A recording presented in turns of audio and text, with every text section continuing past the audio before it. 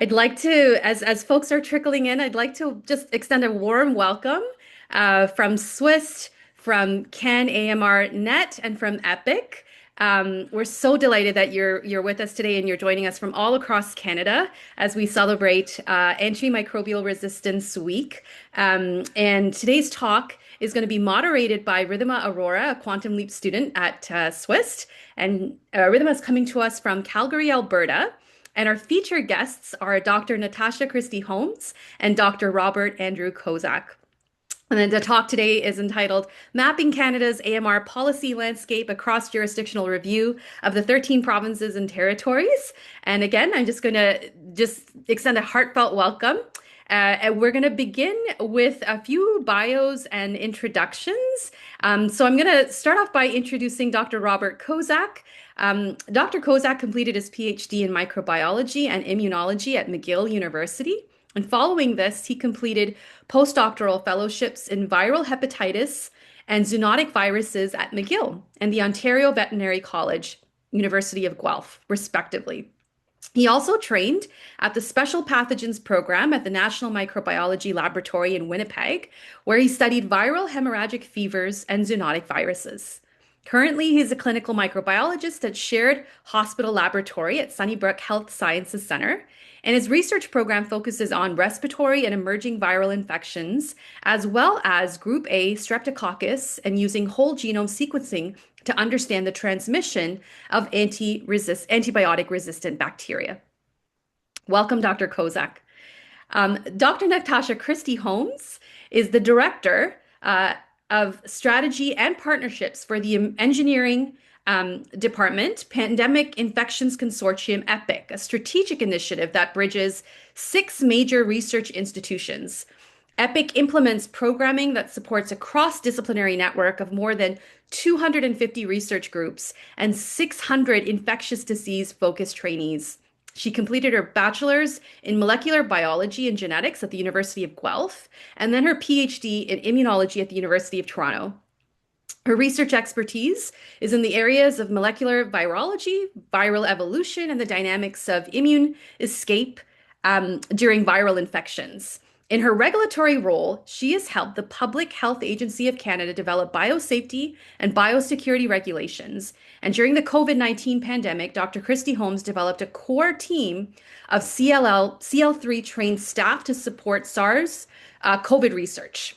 Over the past 15 years, she has directed the training of over 100 highly qualified personnel in the high containment program at the University of Toronto.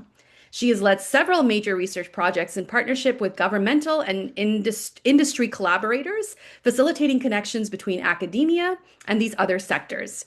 She is also a thematic lead within the CIHR Health Research Training Network, Can AMR Net, fostering transdisciplinary training and career readiness. Within EPIC, she guides the development and implementing of innovative research and training programs with AMR as a major focus, fostering project support, multi-sectoral events, and national advocacy efforts in this area. Welcome, Dr. Christie.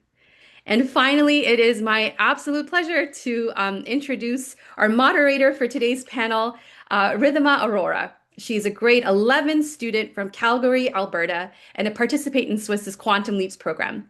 Deeply passionate about public health and science policy, Ridhima is leading a national conversation on AMR through her research and advocacy. At a youth-led event hosted during National AMR, which is this one here, she's going to be talking with both Dr. Christie and Dr. Kozak today, and they're going to explore how science, innovation, and coordinated policy action can help with addressing AMR. And so we're so delighted that you're going to be able to sort of see her leadership today as she guides us through this panel discussion. And she's going to really sort of focus on shedding a spotlight on the national science sort of policy landscape and how it's going to play a central role in building a future resilient Canada in terms of AMR threats. And I think what I hope all of you will take away is that students like Ridhima are incredibly powerful agents of change on complex global issues like AMR. And there's youth just like Ridhima all across this country. And so SWIST is really, really honored and privileged to work with her and others. And with that, I am going to hand it over to our host, Ridhima Arora. Thank you so much, Melanie, for that introduction. I'm very excited to be hosting this panel today. On that note, I'd like to open the floor to the discussion to the panel. My first question goes out to both Dr. Christie and Dr. Kozak. What first brought you into working on antimicrobial resistance, and why does this issue continue to feel urgent today? Tasha, do you want to start, or I was I'm gonna happy say to? we get to duke it out for who to start. Yeah, I can start. So as Melanie mentioned in my bio, I actually started or I've spent a good amount of my time in my research career in studying viruses, which are not necessarily always associated or quickly associated for most people with antimicrobial resistance. But I've worked continuously in microbiology departments, surrounded by research that touches on antimicrobial resistance from all angles, either viral, bacterial, or fungal. And I don't know that there was any sort of one thing that brought me towards working on antimicrobial resistance or focusing on it. When we founded EPIC a few years ago, we knew that AMR is one of the most challenging, pressing health issues currently facing us. And it sort of it expands across all different kinds of health sectors, not just sort of infectious disease specifically. So it feels urgent because it does touch on so many different aspects of modern healthcare, the modern medical system that we're all used to having support us in our health and in our family's health.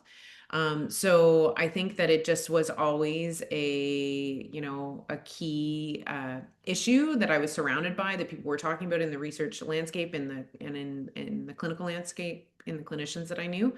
And I've just sort of all the way through my training acknowledged that AMR was going to be one of the things that we had to keep talking about and had to keep researching. That's great. Thank you for sharing that. I totally agree with you. AMR doesn't just impact like one aspect, it impacts all of health and just all the like just the entire world. And so it's really important that EPIC is doing this work to address AMR. Dr. Kozak? So similar, I don't think I had one particular event that really pushed me towards it. I mean, during my PhD, I was doing research on Mycobacterium tuberculosis, which the WHO has identified as one of those pathogens where antibiotic resistance is a major problem, and the spread of multi-drug resistant TB is definitely a challenge that we'll face in the future. I think for me, it's seeing it kind of the actual in the trenches effect of AMR every day in my role as a clinical microbiologist, where you're interacting with healthcare providers and practitioners who are approaching you, asking questions about relevant to patients, saying we have this particular infection, we need to test for more antibiotics because these ones are resistant, or the challenges with things that are where there's fewer and fewer options that are that are left. I also, during my time at Guelph, when I was doing a postdoctoral research, there's a lot of kind of it's an agricultural as well as a veterinary school, and so there was a lot of discussion about kind of the use of antibiotics in agriculture and these concepts of One Health. So everything's kind of from the sides and the peripheries, kind of pushing me towards this, but definitely in the day to day. Of what I see in the clinical lab when I'm at Sunnybrook really drives home just how urgent this this problem is, and it's not something that we have the luxury of ignoring. Yeah, thank you so much for highlighting that because it just proves how AMR is literally in everywhere, every kind of science you go into, you can never actually get rid of it. And so your experiences really just prove that. My second question is to Dr. Christie. AMR is often described as a slow pandemic. What do you think is the most misunderstood aspect of AMR among the public or even among policymakers? Yeah, I think the slow pandemic terminology is something that I think has become more resonant since what we might have seen as a fast pandemic a few years ago, right? Like I think people, it also can help people contextualize the scope and breadth of the challenge. I think some of the most misunderstood aspects, I don't know if there's one misunderstood aspect. There seems to be a bit of a translation problem when it comes to AMR, I would say.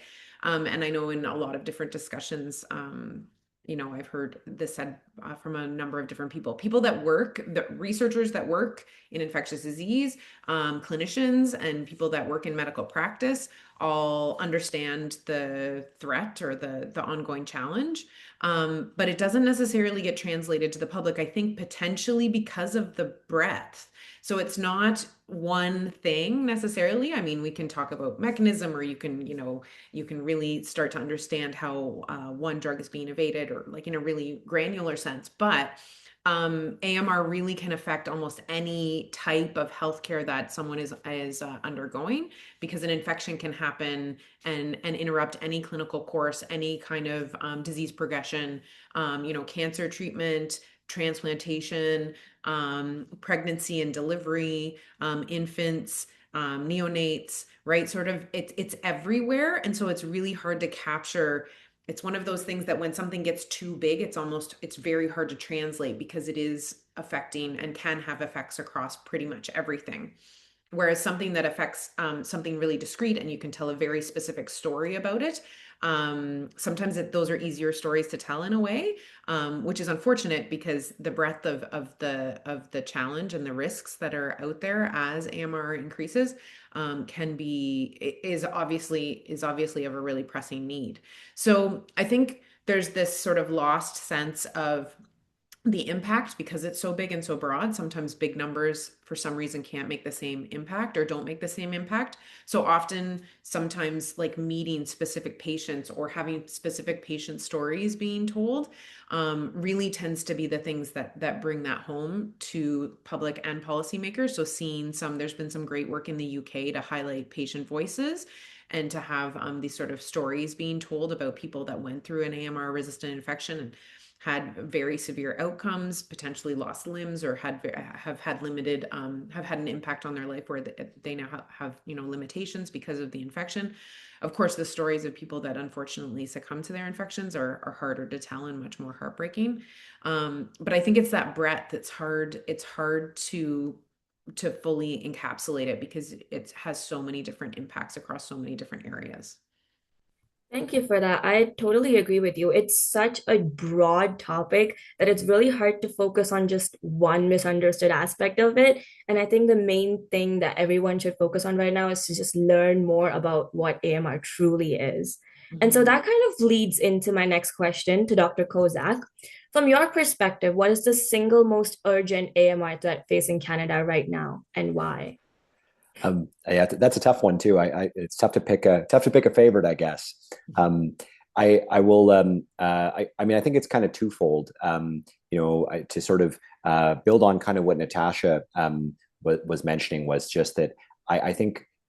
So on one side, there's definitely certain organisms that are becoming almost the potential for pan resistant, meaning that no antibiotics we have will work against them. Actually, tuberculosis is one of those ones right now where they're already seeing isolates that are resistant to our third line of therapy. So after you go through the first set of antibiotics that don't work, and you try the second set that don't work, so you're down to kind of your last ones, and even some of those are starting to fail. So that to me is scary, because that's something that could be transmitted. You could just be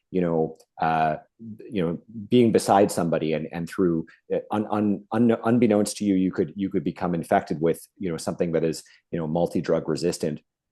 So in terms of bugs, that one is definitely top of the list. But I think, just building a little on Natasha's point, I think to me, I think one of the greatest threats is just that people don't realize that no one is safe. That it's kind of like that analogy of the frog in the being slowly boiled. I think if you ask most people, like, are you worried do you think AMR can affect you? Are you worried about it? Most people would say no, and yet everybody is potentially at risk for it. Nobody is, there's nothing about any of us that gives us, complete protection or immunity. So, I mean, to me, that the fact that people aren't aware of the severity of the problem is truly, I think, the greatest threat, because in terms of developing new antibiotics and new treatments, we can do that. It's not easy, but only if people see it as something that's urgent and that's a priority. And maybe if I can add, I think part of that is people not always reflecting on how often in their life or in their loved ones' lives they've had to rely on antibiotics. And because we are used to a system where they are readily available, they're there when we need them. We don't have to question getting access to them or having like them available. And we haven't, most people have not yet run across a situation where one of their loved ones or themselves couldn't be treated with the antibiotics that were available. But I think back to when I was a teenager, I had recurrent strep in my like strep throat every winter. I'd get it every winter, and I just got dosed with antibiotics every winter and went away in a couple days. But I probably had like 6 or 7 courses through my teenage years, and there was never a question that was ever going to develop into anything more serious because I had access to antibiotics, right? So we've kind of lost a little bit of the amazement or the wonder at the fact that we have these miracle medical interventions, and antibiotics are definitely one of those miracle medical interventions that came about as through a lot of hard work, and still come about, innovations still come about through lots of hard work. But they're just on our cabinet, they're at our pharmacy, we don't reflect very often on how many times our lives were probably secured, and the lives of our loved ones were probably secured by having easy access to antibiotics. I've had 3 children. Like pregnancy and delivery can be a really dangerous time, and antibiotics are right there if there's any problem. But that's starting to crack. We're starting to see cracks in that, and there are starting to become really sad cases where the antibiotics don't work and they don't save the new moms and they don't save the new babies. So unfortunately, we're sort of at an inflection point where having people reflect on how much antibiotics have really supported modern healthcare is one of the key parts of this messaging that I think needs to get across. I totally agree with you. I remember when I learned about AMR and got interested into it to do a project on it, I used to like talk about it with some teachers or with just people around me, and no one would know what it was. And then knowing that I was researching about it, and then people around me don't actually know about the severity of something like this was so shocking to me. And I realized that that just proves to me how much more I need to share about AMR with people around me, because it's like a silent pandemic. It's slow, but it's silent and it's deadly, and that's why it's a huge challenge that we're facing right now.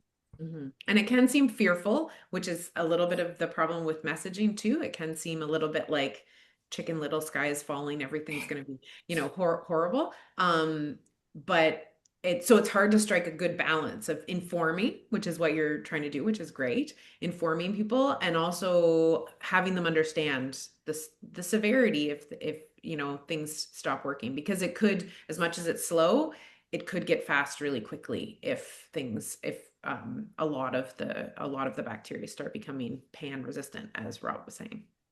Yeah, that's totally true. I totally agree with that. And so I would love to know, and I'm sure everyone else would also love to know, how can AMRnet and EPIC are contributing to AMR research specifically. And so if you could share a little bit about can AMRnet, and then Dr. Kozak could share about EPIC, then I would love to know more about it. Sure. I have a few slides, so I can share the slides, and I actually have Epic up first, so Yeah, I'll Natasha, go ahead, and you can explain both. You know and them way then better than I do. I can So name Arnett, and Rob can talk about how great Epic is for sure. So let me just share. Let's see if I can do this in a way that keeps me. There we go. So hopefully you can see my slides. Oh, I started sort of in the middle. I'll go back to my EPIC slide. So EPIC is a consortium. It's a partnership across 6 research organizations here in the Toronto area. It's what we call a strategic initiative that was founded out of the University of Toronto, has a program to help support these strategic initiatives, or you may have heard them, similar types of undertakings referred to as grand challenges, or large or big swings, or moonshots, if you will. But the idea of bringing together as many researchers on a specific topic that could have sort of world-changing global impact. And so EPIC is the Emerging and Pandemic Infections Consortium, and we're all sort of rallied around the idea of collaborative and interdisciplinary research that focuses on combating infectious diseases. And this slide in particular highlights a lot of the work that we do, or some of the projects, the numbers of projects that we've supported in the AMR and AMS, so antimicrobial stewardship, which is all about how we use the drugs that we have. As well as antimicrobial resistance, sort of basic fundamental biology discovery type work. So EPIC sort of links together 5 of the major research hospitals here in Toronto, UHN, Sick Kids, Unity Health Toronto, Sunnybrook, which is where Rob works, and Sinai Health, with the University of Toronto. And so this is obviously a pretty busy slide, and there's a lot of information up there, but it calls out some of the great work that's happening at all the partner institutes in the area of AMR and AMS. We have a really strong clinical integrated landscape in Toronto that sees, a very, very high number of cases every year. And one of I'll sort of point out at Sinai Health, at Mount Sinai Hospital here in Toronto, we have one of the largest repositories of isolates of AMR resistant bacteria in Canada. So because of the number of samples that come through those diagnostic labs, and so they can biobank those and use them for future studies. So we have a lot of work going on across all 6 of the institutes, and now EPIC is sort of helping to foster some integration, some cross disciplinary and cross institutional projects that work on AMR. Rob is a key member of a number of those. So across sort of the spectrum of diagnostics and surveillance, to basic discovery of novel antibiotics and novel drugs, to, as I mentioned, AMS, like how do we use the drugs that we have? How do we best implement them in clinical practice? And sort of across, and also working on alternate therapies, things like phage therapy. So not developing new drugs, but developing new ways to counter bacterial infections so that we maybe don't have to use antibiotics all the time. And all together doing advocacy about AMR and AMS, and trying to do work with government on new policies and new approaches, as well as work amongst ourselves about different ways that we can tackle it. So that's EPIC, and we're sort of hosted in Toronto. But as part of our work a few years ago, we got involved with a number of we sort of working across the country with a number of different initiatives that look similar to EPIC, big research initiatives or big training initiatives, mostly centered out of universities across the country. And about 2 years ago, there was a call from the Canadian Institutes for Health Research. They every year do calls or competitions to fund what they call health research training programs. So large scale programs that'll support trainees working in specific research areas.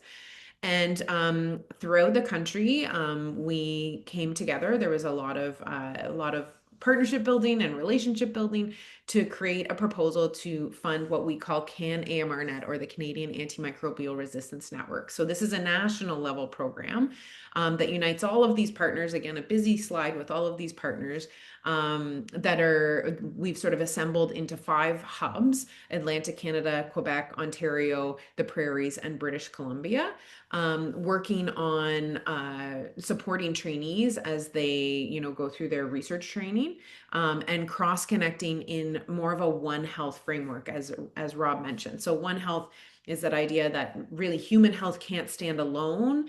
We can't just look at human health impacts. We have to look at how humans interact with their environment. We have to look at how animals interact with that environment, or the humans in that environment. So this idea of looking at animal health, human health, and environmental health all together in the context of AMR. So how does AMR transmit, or how do we see antimicrobial resistance presenting in animals versus humans? How did those things interact? Does the environment play a role, especially in sort of agricultural communities? CanAMRnet is this network supporting trainees to help them understand the different perspectives. Maybe they're working in animal health, they're working in a veterinary college situation, and they want to learn more about the human clinical health aspects, or certain kinds of certain research projects that are taking place in that realm. So CanAMRnet has done a lot over the last, it's been about a year and a half that CanAMRnet's been running. And we've done a lot to support trainee scholarships. In year one, we awarded just over 20, and we're just about to announce our next cohort of awardees. We've also supported travel awards. Trying to support a research network in Canada means flying people around to different interactions and being able to visit different conferences and different places in the country. So we've supported travel so that trainees can interact with different groups. We've had multiple symposia. We have another one coming up tomorrow and the day after here in Toronto. That's empowered by bioMérieux, which is a wonderful industry partner we have in the consortium, and that EPIC takes a leading role on. But we also have a One Health Symposium with AMR and emerging zoonoses networks out in Calgary. And there's also been multiple workshops and seminars that the trainees can take part in. So just helping foster that interconnected group of trainees as they go along their trainee path.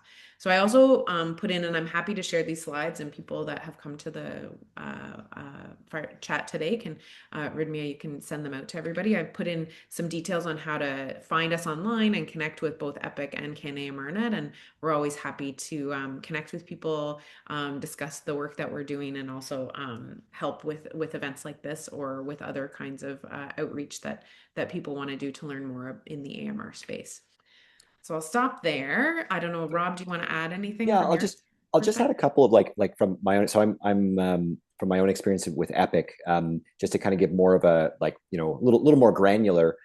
So I think one of the things that's great about it is that it really kind of puts people together and gives it, like, you get an opportunity to work with people you might not normally have encountered. So I've been involved in 3 different projects. 2 were directly supported by grants from Epic, which is fantastic. One was I think I mentioned, Ridhima, we were talking before about the Group A strep surveillance that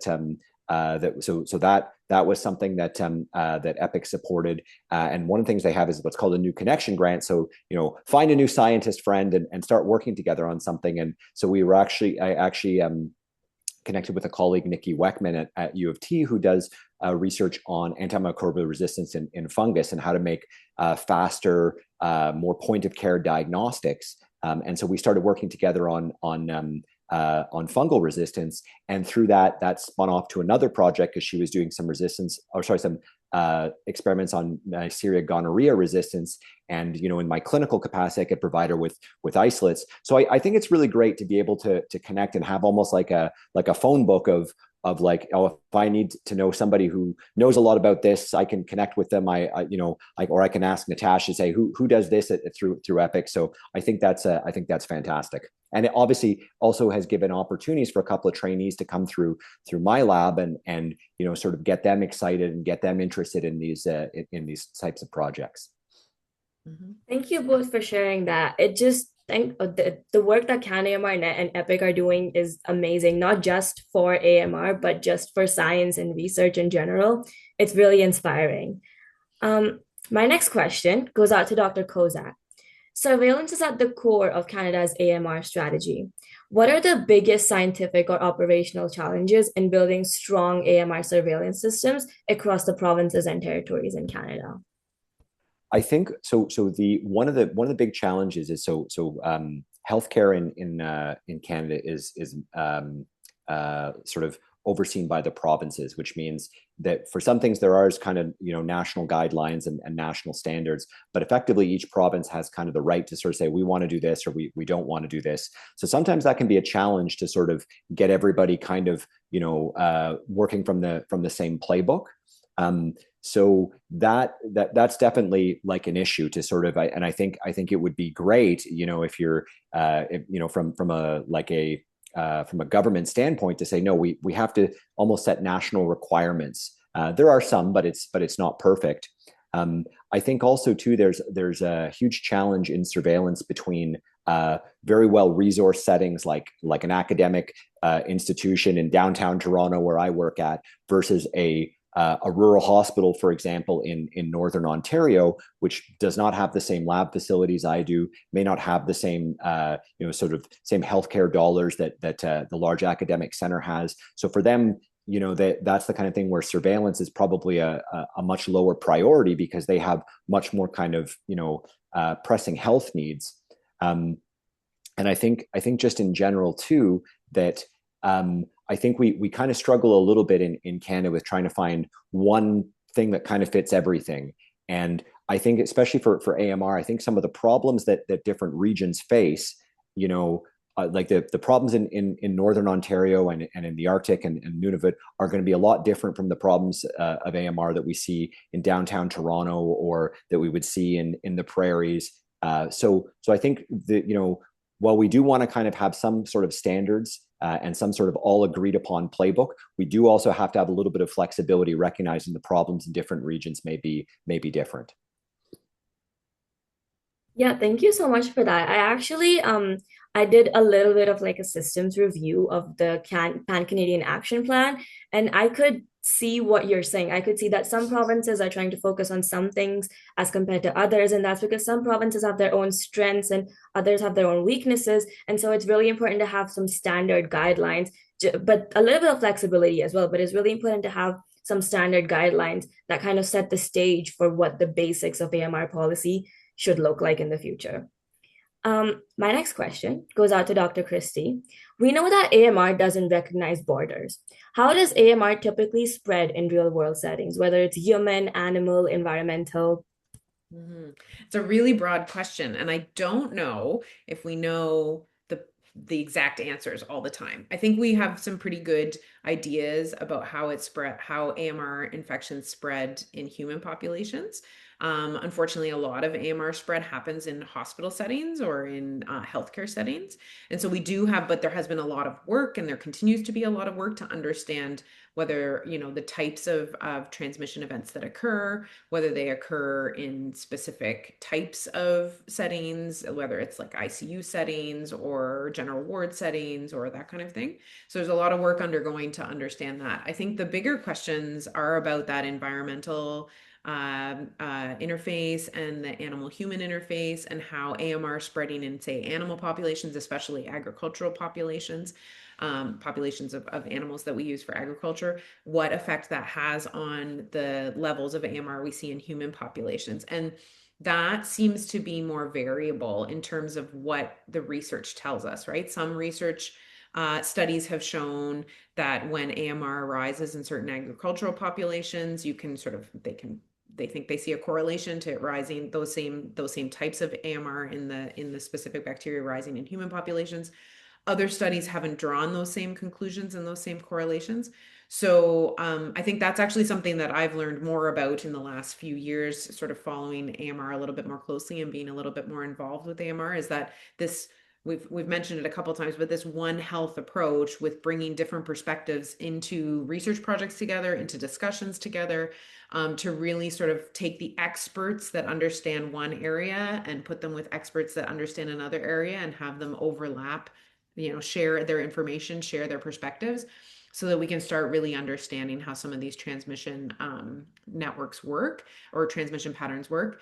And the environmental piece is really still, I think, less understood than everything else. How does, say, if you see AMR genes in a water source, does that actually mean that can transmit into, animals that access that water? What if that water is feeding into a hospital? Is it going to cause AMR rates to rise in that hospital? I don't think we know a lot of those answers yet. And so hence having these big round conversations is really important. That's I heard about how you said that AMR is more of a One Health problem and how you've recognized over the years that it's more of a One Health problem than just a public health problem. And so is there like a specific case or a specific experience that caused you to think that way, or just a case or event that changed how you think about AMR? I don't know if there's one thing that that convinced me that AMR is a One Health problem, but I've been very fortunate to be at research conferences, at symposia, listening to research talks that have exposed me to different perspectives. For example, the environmental, right? Like I am I'm pretty much an old school like bench scientist. I don't get out in the real world all that much. I like my cells and my viruses in my incubator here. But listening to talks that talked about doing, talked about doing environmental sampling on roofs in Montreal. They had air samplers in various different parts of Montreal, and then looking for AMR resistance genes, just like literally collecting in the air, like what falls into this filter, and can we even see AMR resistance genes there?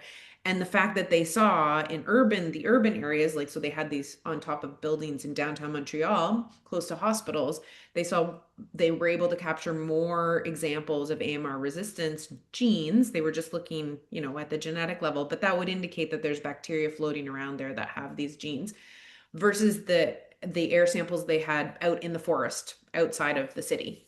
Not nearly as many resistance genes could they find out there. So just sort of opening my eyes. I've been very fortunate to see some of these presentations, get to talk to some of the researchers, and just understand that there's so many other perspectives on this problem than I had experienced in my lab life.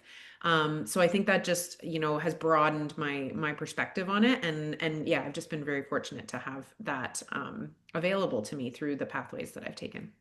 Thanks for sharing that. And I think that really also highlights how science is all like based on how different people can perceive different problems. And so that really opens up to like that really opens up things to like, oh, why is this problem working this way? And then other people get to share their views. And that's how I think science really works. It's based on collaboration and just sharing your perceptions of different things and actually researching to find out what to focus on.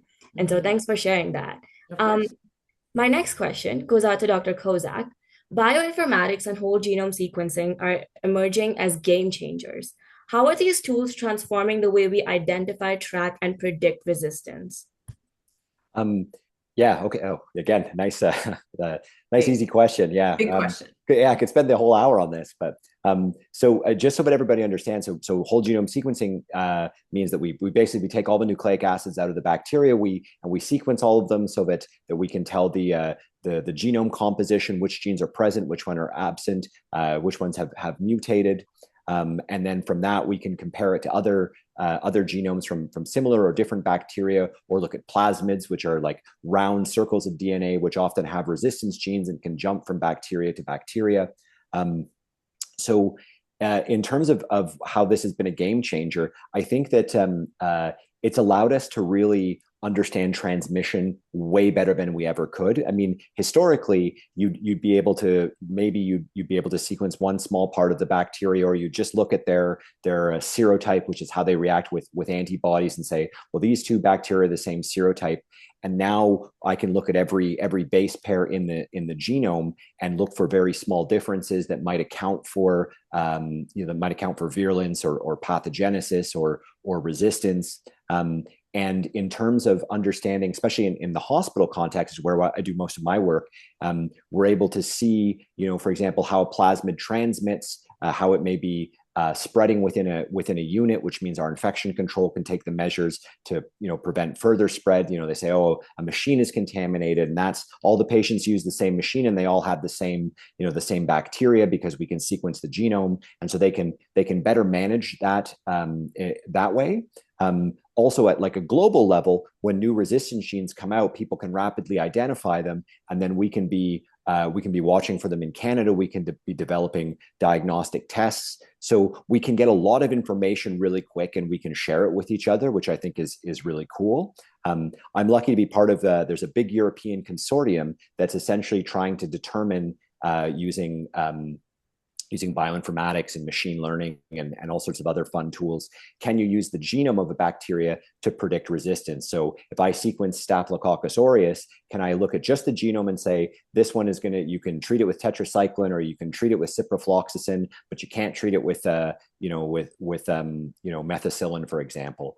So that's the whole idea of predicting resistance. And so they've put together experts on all the main bacteria who are trying to solve this through both doing lab wet bench stuff and genomics. So to me, it's kind of, I think, the closest to being like to me, the equivalent is like the space program in the 60s, like trying to design that's a true moonshot, and you have all these scientific minds all over the world working together and trying to figure out their small piece of it. So yeah, so we'll know better next year. I'll keep you posted.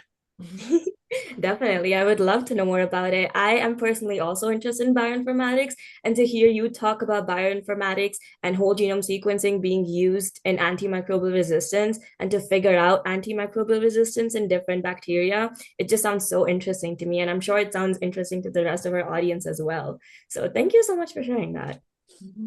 My next question to Dr. Christie, looking 10 years ahead, which innovation, artificial intelligence, whole genome sequencing, rapid diagnostics, new therapeutics, do you believe will have the most impact in the fight against AMR?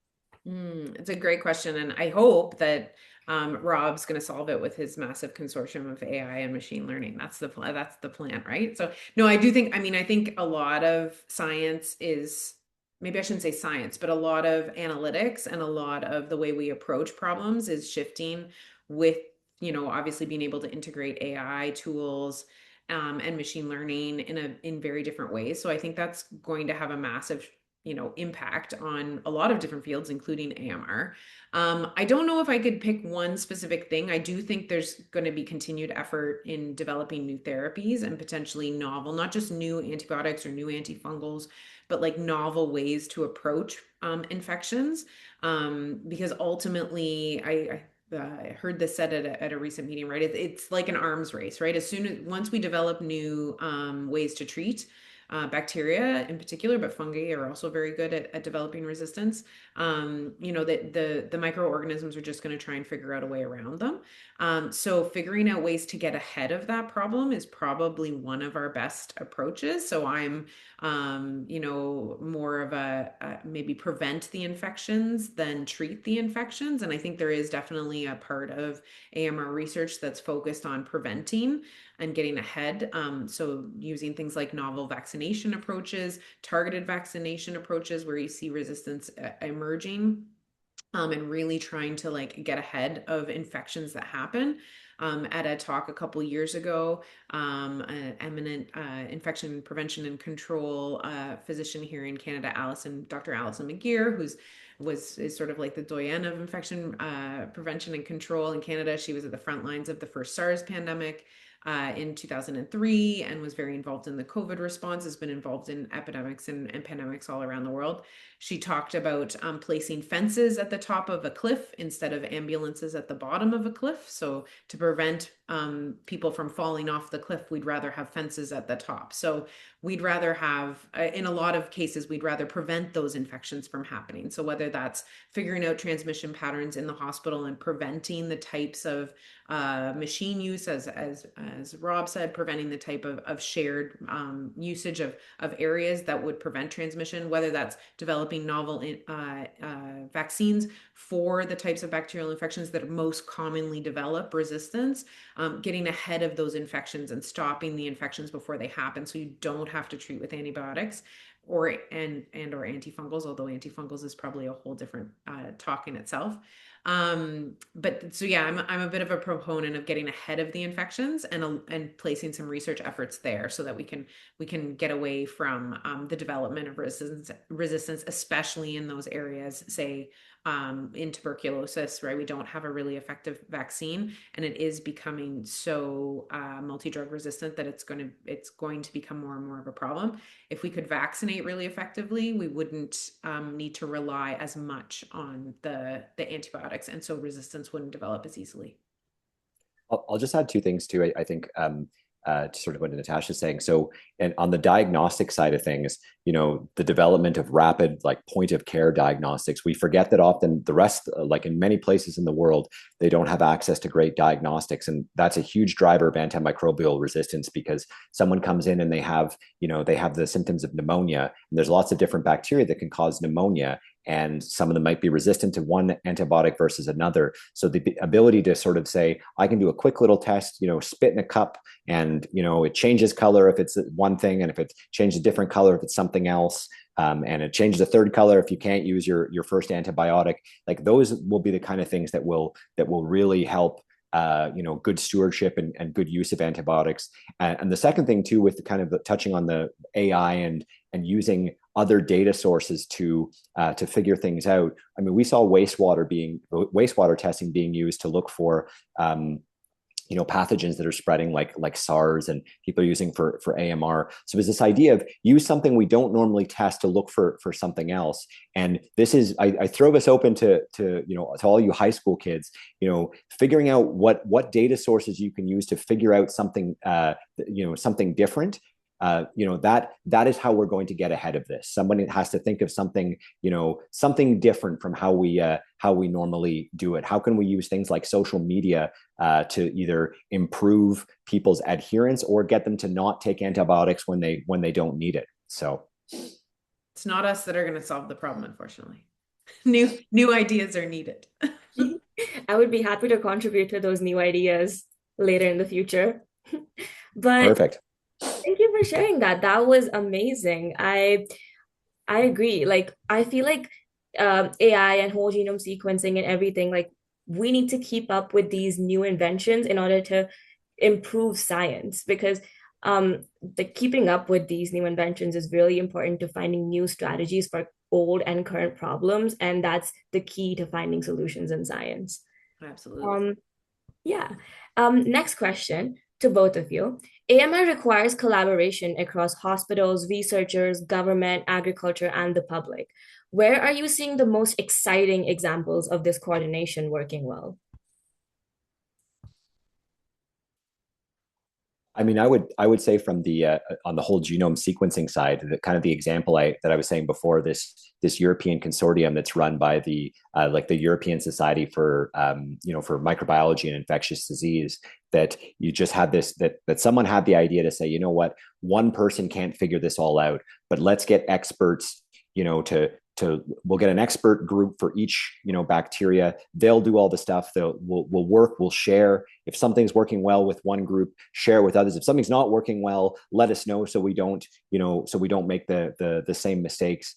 So I think that to me is probably one of the examples of the something that's working incredible. And plus, you've got just this just beautiful combination of scientists, bioinformaticians, clinicians, and everybody is there because they're passionate about it. They're excited to all work together. So I think that's the example that jumps out in my mind. I'll maybe use an example slightly closer to home, in that the Canadian landscape, I think in the last few years, on the research side, on the clinical side, there's been a lot of I don't want to say consolidation, but just sort of people have come together. And I think CanAMRNet was a bit of an example of that, where a lot of the times in research, unfortunately, we do see sort of subgroups form, and there's some competition, especially when there's grant money on the table and people are trying to fund their research or fund their groups starting up. But for that CanAMRNet submission, or for that CIHR call, there was only one. So there was a specific call for a One Health training network in AMR, and there was only one submission that went into it, because most of the research groups that were concentrating on trying to bring and build collaboration in this area had already started connecting, sort of a grassroots kind of effort to start to connect people across the country. And then that led into this one large proposal to basically connect as many people as we could across the country who are working in the space, to try to get to that model that Rob spoke about, to try to get to a situation where we can easily cross connect and utilize the data that's in the various different healthcare systems and in the various different research institutions, to look at it from a Canadian perspective. So I think there's been a lot of work at the Canadian level to try to cross connect, and then that has turned into, I think one of the examples that I've seen is turning it into advocacy, and really having like groups that are well connected to speak to government, to speak to different ministries, to speak to different provinces about what the national AMR action plan looks like, what the provincial AMR action plans that are in place look like, the ones that aren't in place, we're working on those, right? So I think there's been I've been really excited to see people come together in a really consolidated way around AMR in Canada. Thanks. I think this really ties in well with what you said to one of the questions earlier about how you need perspectives from different scientists and from different people and from different industries to actually focus on a problem, because science is about collaboration and sharing your perspectives. And so I think that that brings us together really well. Mhm. This brings me to my second last question to you guys. As two leading scientists, what keeps you optimistic that we can get ahead of AMR? What makes us optimistic, Rob? Hmm. Uh, I I'll say like discussions like this, honestly, Ridhima. yeah.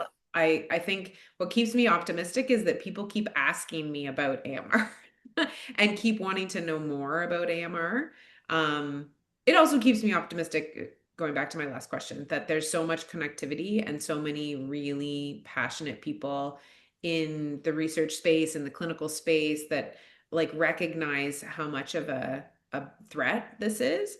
But what keeps me optimistic is having conversations like this, where I see someone who's young and really interested in the space and really interested, and seeing, a few dozen people come to a fireside chat on a Monday night and learn a little bit more about AMR and learn a little bit more about the context of it, and maybe learn, and then maybe go back to their lives and think, I'm going to read a bit more about it. I want to know more about it. I want to understand what we can do to confront it. So what makes me the most optimistic is that there's a lot of people talking about it now. And I'm really hopeful that that translates into better public awareness about it, and a lot of really keen younger people coming into the field with new perspectives and new questions and new ideas. I'll just echo everything that Natasha said. When I was in university, I did my bachelor in microbiology. There was nothing equivalent to this. There wasn't sort of anyone saying, let's get a bunch of people together, let's bring in people who've done research or who are interested in this. Like, people did acknowledge it, that it was a problem. In all our lectures they'd always say, oh, this is a problem, but there wasn't anybody kind of going to the next step and getting people passionate about it, and doing what needs to be done to sort of say, to keep it in people's minds, to sort of make it an issue. So yeah, I think we're over the first hurdle. If all the other challenges are just scientific, then that is easier by comparison. It's so true. It doesn't sound Yeah. like it is, but it really is. Once you get people in the lab working together, they'll figure stuff out. Thank you so much for that. I'd love to keep asking you questions and keep making you more optimistic about AMR in the future. I'll just add too. I think that, like, to the next generation that's coming in, hopefully I see things like this, and I know you will take up the cause, but I hope it will be things that going forward, it's AMR never seems to make it as an election issue, but it should. This is the kind of thing that down the line, I'm sure some of you are able to vote, or when you are, like, this is the kind of thing we need to be holding people to account and saying, this is important. You don't have to convince Natasha and I that it's important. It's the other people, the higher ups. Mm-hmm. It's so I true. love Trying to figure out the way to break through that public perception and break through that public understanding of how much of a challenge this will be if we don't get it under control. Because ultimately, it's governments that are going to have to put money into healthcare systems, are going to have to put money into disability systems, right? Like, if we start seeing these infections take over. But just breaking through that discussion point is hugely needed. And funding is always the issue in science, and funding for science in general, but funding for science in the areas of AMR and microbiology can go a long way towards helping both trainees get into the field, and also helping those big cross collaboration type efforts that we've spoke about.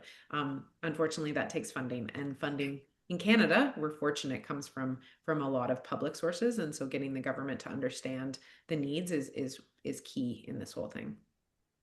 Thank you for that. And then that leads perfectly into our last question for today.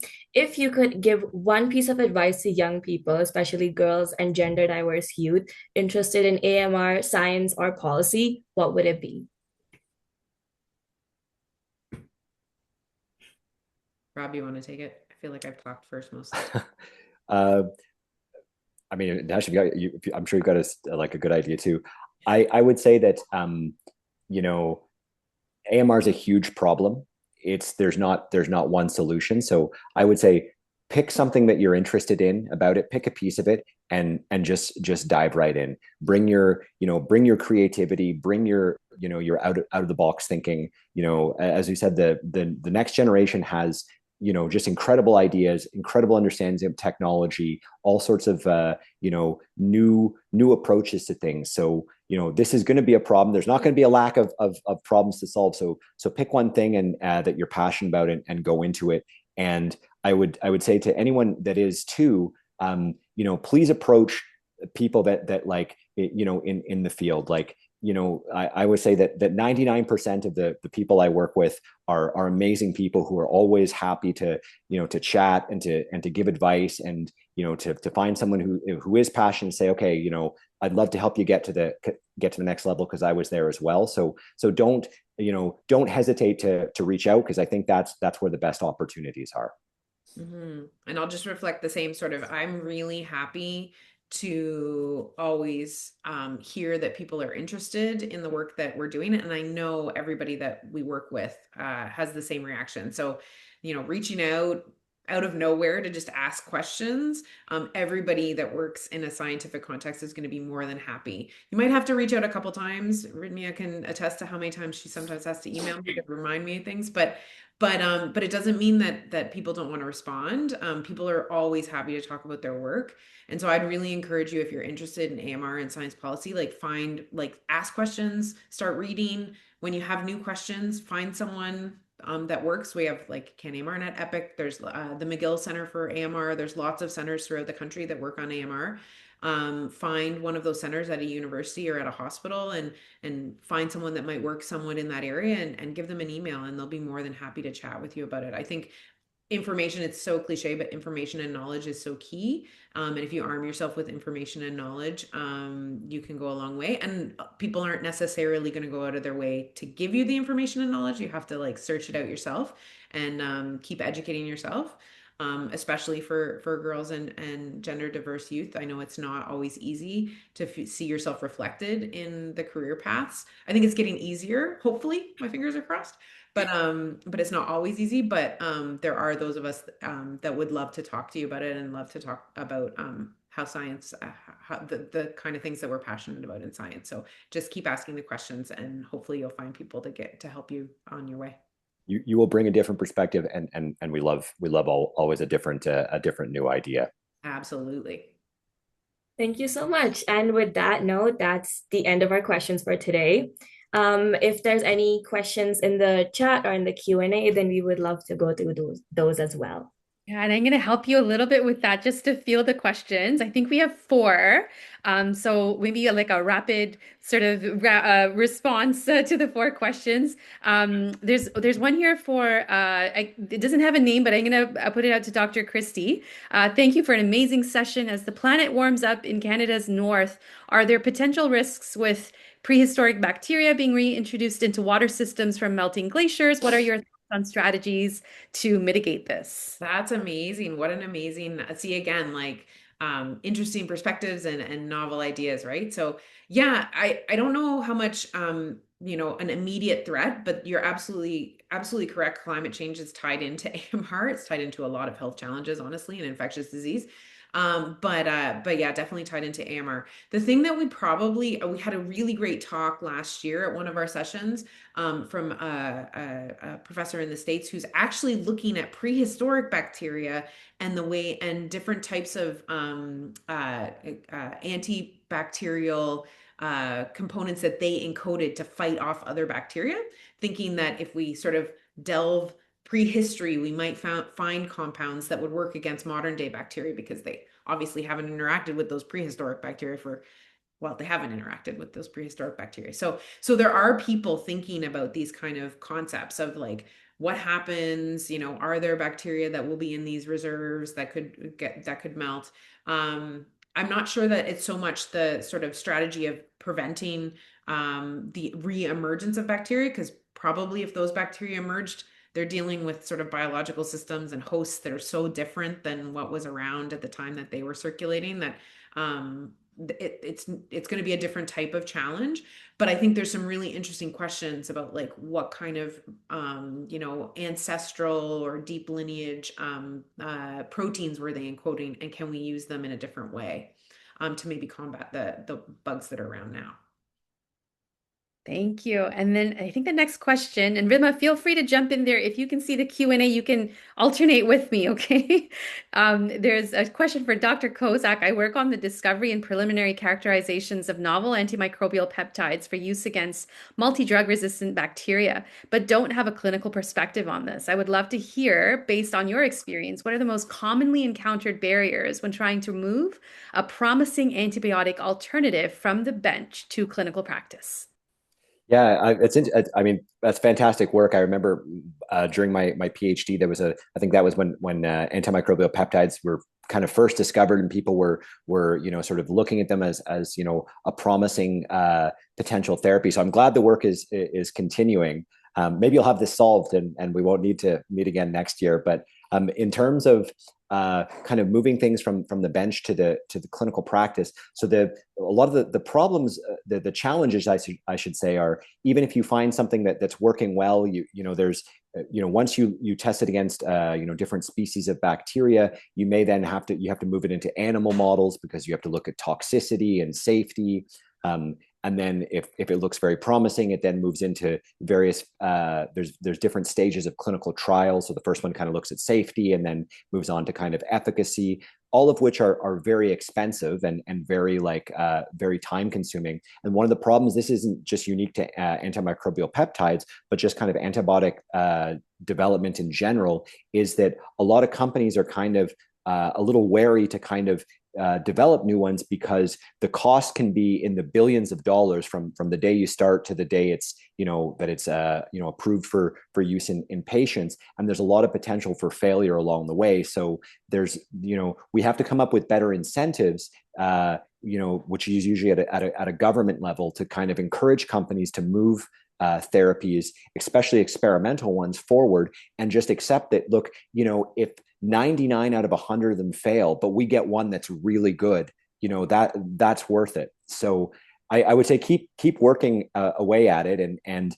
again, there are examples of different antibiotics, not antimicrobial peptides per se, but I've heard of other antibiotics that have been discovered in research labs and have moved all the way and are now being used in, for treatment of patients. So, it's a bit of an uphill battle, but it's not impossible. Thank you. Ridhima, did you want to take the next one? Yes, I see this question and I find this really interesting because I feel like everyone in the audience could really take something from this. The question says, is there anything that the average person can do to protect themselves and their communities with AMRs, from AMRs? Yeah, I think there's a few things. I mean, again, so it's a really big problem. So it's not like any one thing that anyone can do will solve it. But in terms of small things, at a very basic level, hand hygiene. So that we use that in the hospitals is one of the number one ways to prevent transmission of antibiotic resistance. And the same thing applies. So good hand hygiene, throughout your day is a good way to not just prevent yourself from getting sick, but also prevent transmitting to others. I think one of the biggest things that people can do is not taking antibiotics and not requesting antibiotics from their healthcare providers when it's not needed. My wife works as a nurse practitioner, and so she's seeing tons of people right now because it's flu season. Now, most of these people are going to have respiratory viruses, and even when a test comes back and says you don't have a bacterial infection, you have you've got RSV or you've got SARS-CoV-2 or flu. Some people still say, I want an antibiotic, which antibiotics have no effect on that. And all you're doing is developing resistance in the other bacteria that are part of your flora. So, not taking antibiotics when you don't have to, I think is a major way that the average person can kind of,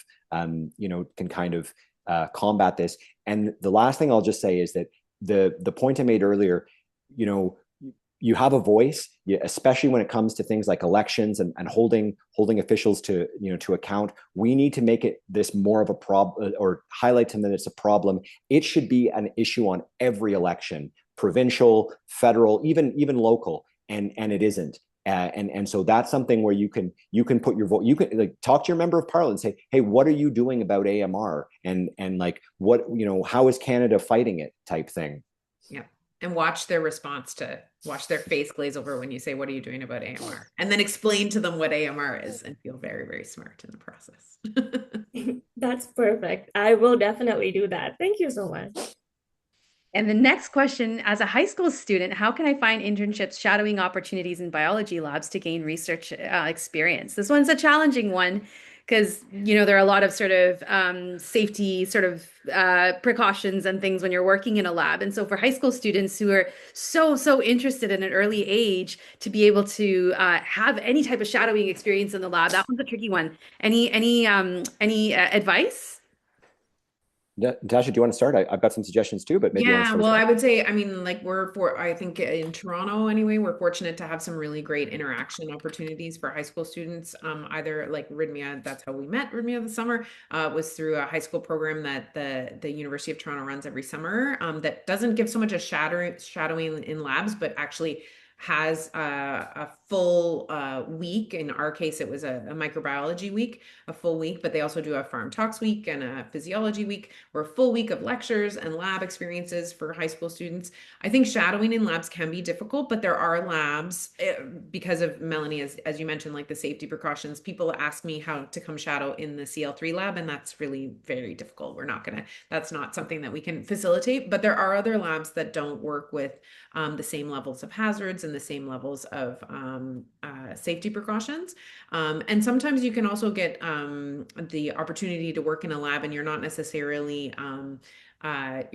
working with the biological agents or with the hazards, but you're helping out around the lab with some general maintenance or some general support over the summer.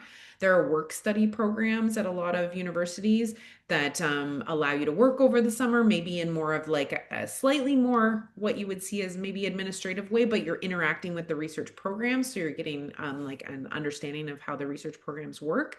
And so sometimes those can be really great opportunities. I would really encourage you to reach out to local universities and look at whether they have like a high school engagement office. Here at U of T, we have an office specifically for engaging with high school students, and they can direct you what kind of labs might be looking for support, what kind of programs might be in place to help support. And then last but not least, and hopefully you're aware, there's like things like Let's Talk Science or the science outreach weekends that happen over the summer, Science Rendezvous and whatnot. Most of the major universities have those type of events over the summer period.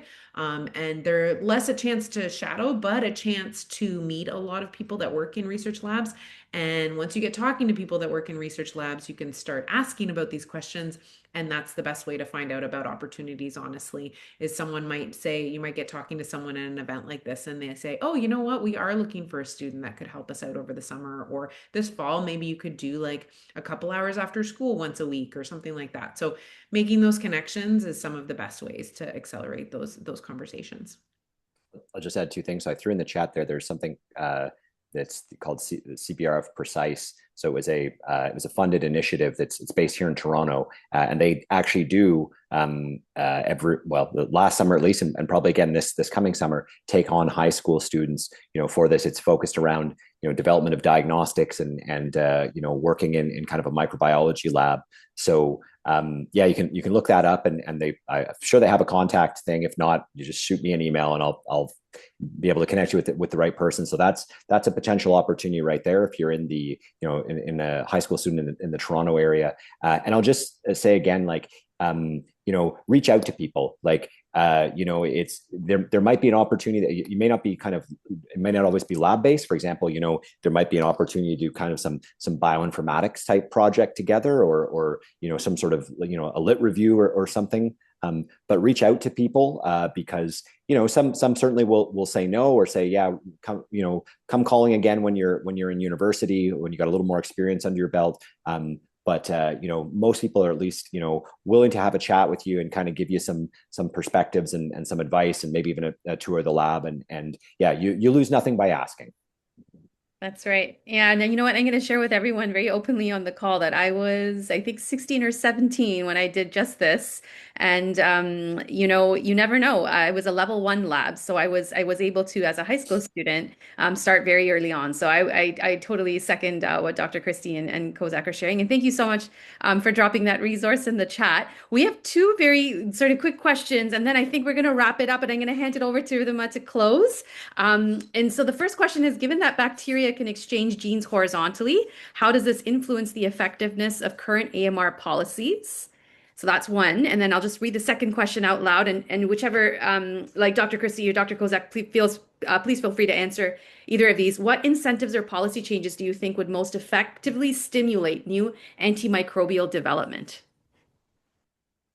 Do you want to take the horizontal gene transfer question, Rob? Sure. Oh yeah, give me the easy one, eh? Yeah. Yeah. So I in terms of policy, so generally the kind of the process and policies that we implement aren't really designed around a particular mechanism of transmission. So you're right. Horizontal gene transfer is one of the mechanisms. A lot of our hospital acquired infections, will use to kind of share genes. So it's less that we can use a specific method to stop that from happening. More what we just need to do is often stop those from stop any kind of mechanism of transmission, or actually even prevent the resistance from developing in the first place. Because although horizontal gene transfer is one of the mechanisms, also a lot of the time bacteria can just take up plasmids. They're actually doing that continuously because they're sampling plasmids from their environment. So it's not like if we just stop one mechanism, they'll find a different way to get the antimicrobial resistance genes, because they have a strong selective pressure for a strong like they're very incentivized to have to develop resistance. Sorry, Natasha, you maybe want to go talk about the incentives? Yeah, I can maybe jump to the idea of like policy changes that might help incentivize or at least stimulate new novel antimicrobial development. So I think Rob and I have probably both experienced there's quite a lot of innovative work happening, not just in Canada, but around the world. A lot of work at research institutions, at academic institutions, at hospital research institutions on the basics of finding novel antimicrobials, novel antifungals, novel antivirals. There's a lot of fundamental discovery and innovation work. And then there's sort of like a gap. And Rob spoke to this a little bit when we spoke about the development pathway. Like there's a lot of effort that then has to go into, you found this cool new, innovative compound or targeted drug or something like that. Or well, you found a compound and a mechanism that you want to target. You have to do a lot of work to figure out how to make that a drug. You have to figure out, or an intervention that you can use. You have to figure out the chemistry behind it. You have to figure out pharmacokinetics. How long does it stay in a host body? You have to do small animal models or tissue models. You might have to do larger animal models. You eventually have to do clinical trials. So some of the policy changes really, I think that a lot of people have been advocating for is really along that part of the pathway. I'm going to say again, we can always use more, funding in the novel innovation space and bringing more funding into, new and interesting research ideas. That can always be, utilized really well. But then translating that, figuring out funding that supports and policies that support development of small companies, interaction between different types of companies so that you can have like an innovator company and maybe like what they call commercial research organizations that help develop the drug part, like figure out the chemistry of it, figure out how to deliver it properly. Some of the more like, I don't know, almost business development aspects of how to make an innovative discovery into a drug or a therapeutic that you can deliver.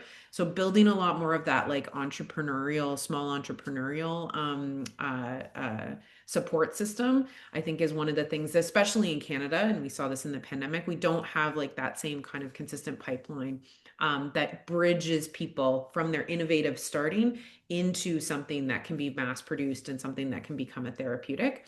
And that sometimes is because the innovators in the discovery labs they don't want to sell, like they don't want to ultimately build a giant company to sell their thing, but they want to work with people along the way that will get their innovation into markets. So it's complex and it's not necessarily straightforward, but a lot more support in policies along that middle section of the development pathway would go a long way, I think, in the development of novel antimicrobials, because we have a lot of great science happening, but getting that into products is a different challenge. I think pushing governments too to sort of, commit funding to, if I have a great antibiotic that, I managed to get all the way through, pushing government to commit to, there's different, they can do tax, tax incentives, but they could agree to say purchase a set purchase amount. So they're going to buy, guaranteed to buy $50 million worth of my antibiotic that makes it all the way to market. So now I'm very incentivized to do that. And I think changing our perspective on that, people would say, well, why would I want to take that chance, for something that might not ever get used. It's nice having that kind of thing. I mean, you think of your house, you buy a smoke detector, you're not hoping to have a fire, but you have it there just in case. So I think kind of changing our perspectives as to what we want to invest in and what we want to push governments to invest in, I think has got to be like the way that we can move this stuff forward. It's a great analogy with the the fire detectors. Yeah, excellent. I just want to, Ridhima's going to close off the event, and I just wanted to share one of the comments in the Q&A section that I think is so fitting. So the first comment was, awesome job facilitating, Ridhima. I don't know what I was doing in grade 11, but I was definitely not researching AMR, let alone facilitating a panel with subject matter experts. So good on you, with the fire emoji. And the second comment was, thank you so much, Dr. Christie and Dr. Kozak, for your time and for sharing your wisdom with all of us. So I just wanted to say that out loud, and I'm going to hand it over to Ridhima to close off today's event. Thank you so much, Melanie. I'm really excited to close this off. This event was really successful.